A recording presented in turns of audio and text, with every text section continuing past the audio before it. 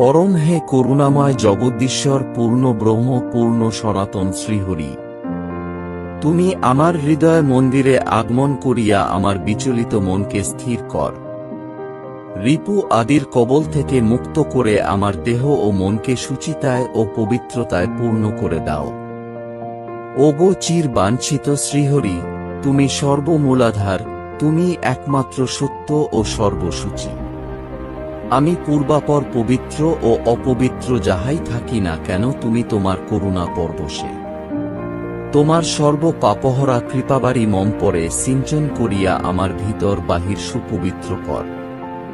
তোমার পতিত পাবনী নাম গ্রহণে আমি যেন পবিত্র দেহ মনে অত্র। শ্রীহরি পূজা সঠিকভাবে সুসম্পন্ন করিতে পারি এই প্রার্থনা জানাই। হরি বল।